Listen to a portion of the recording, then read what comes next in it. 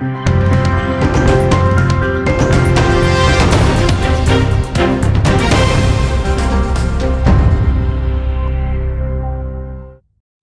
week on Monday, Israel celebrated Jerusalem Day, the 54th anniversary of the 1967 Six-Day War and the reunification of Jerusalem after defeating the Jordanian army in the battle for the Old City. But as the events over the last 7 days have shown, Jerusalem has yet to know lasting peace. For the last several weeks, there have been regular bouts of fighting between Palestinians and police in Jerusalem, especially the Old City.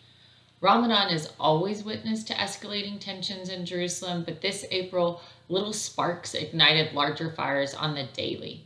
It's as if a year of quarantines and social distancing put the conflict to sleep, and now it's reawakening with a vengeance.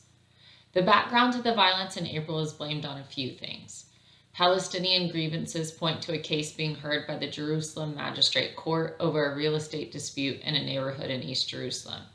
The court has postponed a ruling on evicting 4 Palestinian families from Jewish-owned properties so as not to further ignite the current situation. Also, Palestinians have been protesting in even larger numbers in Jaffa under the accusation that Israel is trying to Judaize the historically mixed town.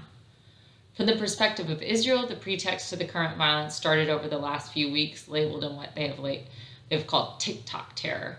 Palestinian youth have been assaulting Haredi Jews in public spaces, like pouring coffee on visibly religious Jews on a light rail or slapping them.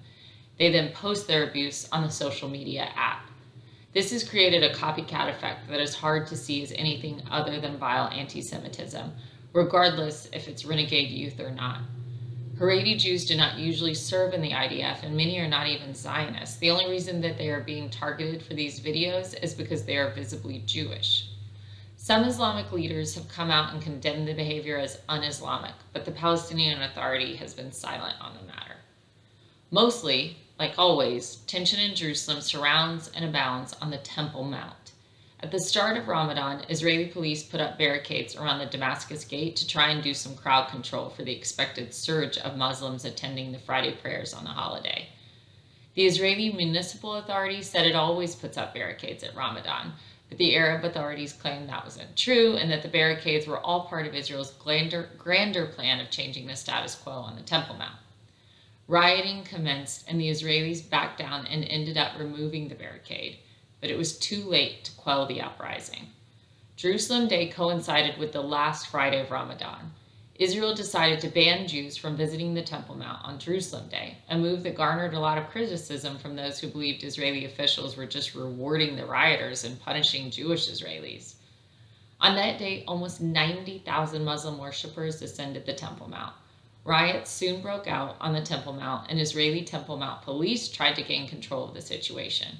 Wearing riot gear, the police fired tear gas canisters, some of which fell in the mosque, stun grenades, and rubber bullets at the rioters.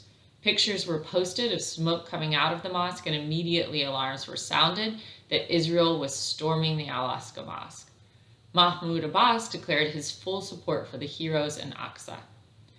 The rioters, for their part, had stockpiled stones in the mosque in preparation for a standoff. The Western Wall Plaza was cleared out when rioters started throwing rocks and fireworks at the Jews praying at the wall. 300 Palestinians were injured and 21 Israeli officers were hurt as well. No one died. By Sunday night, the Israeli government made a few serious moves to try and calm the mounting violence. They stopped a march by a small group of right-wing Israelis that usually route through the Muslim part of the Old City for Jerusalem Day. They also banned any Israelis from ascending the Temple Mount on Jerusalem Day. The police closed the Damascus Gate to try and keep out more rioters from ascending the mount. Hamas and Islamic Jihad could not stay quiet, and they issued an ultimatum. Israel had to remove all security forces from the Temple Mount, evacuate East Jerusalem, and release any rioters being detained. They gave Israel until 6 p.m. Hamas leader Fatih Hamad even put out a video announcement calling on Palestinians in Jerusalem to buy knives and cut the heads off Jews. When their deadline passed, rockets started in from Gaza on Monday. They were not just aiming at vulnerable border towns like Sderot, they aimed for Jerusalem. As of this recording, hundreds of rockets have already launched from Gaza into Israel.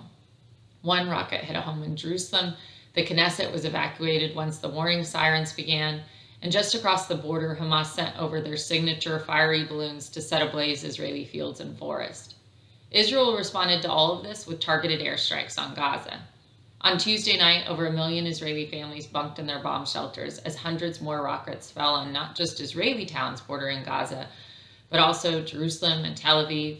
As of now, Hamas rockets have targeted Herzliya, Yavne, Ashkelon, Jerusalem, Holon, Netanya, and basically all of Israel's south. Hamas is reporting deaths on their side from the Israeli air raids, but the press is wise to question those numbers. World leaders have criticized Israel and called for Israel's restraint from the start for retaliating on the Temple Mount. Even though Israel has been through 4 elections in 2 years and there's no clear end in sight to settle the leadership crisis, there is a unified and determined voice coming from all the party leaders right now. Perhaps Hamas and the Palestinian Authority were hoping to capture a moment of discord that would allow their reign of terror to go unpunished. The one thing that Israel's political leaders do agree on right now is that Hamas and the rioters' aggression must be stopped. For the Palestinian Authority's part, they canceled on May 22nd what was supposed to be their first election in 15 years. The Palestinian Authority blamed Israel in some way for not making it convenient enough for Palestinians in Jerusalem to vote.